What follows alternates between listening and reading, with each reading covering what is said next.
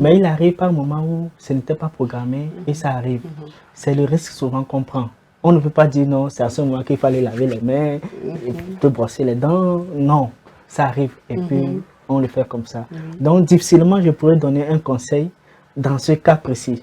D'accord? Faites-leur savoir que dans certains cas, les infections que leurs partenaires ont peuvent venir de... Parce que dans la tête de certains hommes, c'est soit la femme qui ne prend pas bien soin d'elle ou qui a plusieurs partenaires. Mais là, actuellement, la majorité des infections chez les femmes, c'est les hommes. Donc, parlez à vos camarades. Non, je voudrais d'abord que le docteur confirme dit.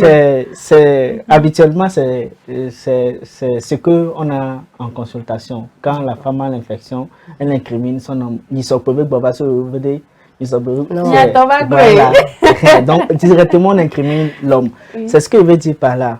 Quand il s'agit des infections sexuellement transmissibles, directement, c'est votre partenaire qui vous l'a transmis. Quand il s'agit des infections... Surtout quand on est dans une relation... transmissible. Voilà. Mais la majorité des infections ne sont pas des infections transmissibles. Il se peut que c'est ce déséquilibre qui a engendré l'infection. Mais l'arrivée de l'histoire, l'homme penserait que c'est parce que vous êtes parti choper l'infection ailleurs. Non. C'est pour ça que maintenant, dans les salles de consultation d'un gynécologue, on a 2 chaises.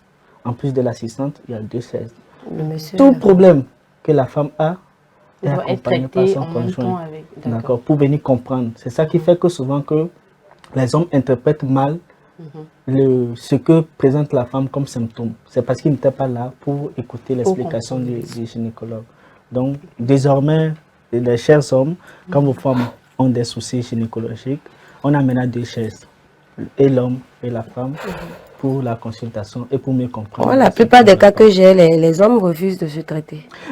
Oui, c'est souvent... il veut se dire que ça ne vient pas de donc, parce que ça ne s'est pas manifesté chez lui. En même temps, il se dit que lui n'a pas de problème, donc c'est automatiquement la femme. 80% des hommes ont des infections et puis ils n'ont rien. D'accord. Ça ne veut pas dire forcément qu'il n'a pas de soucis. Voilà. Donc, il faudrait que nos hommes comprennent que les consultations gynécologiques, excusez-moi, ne sont pas faites que pour les femmes. Accompagnez vos partenaires et aussi aller au-delà du fait d'avoir un problème avec les gynécologues masculins. Oui, docteur. Vous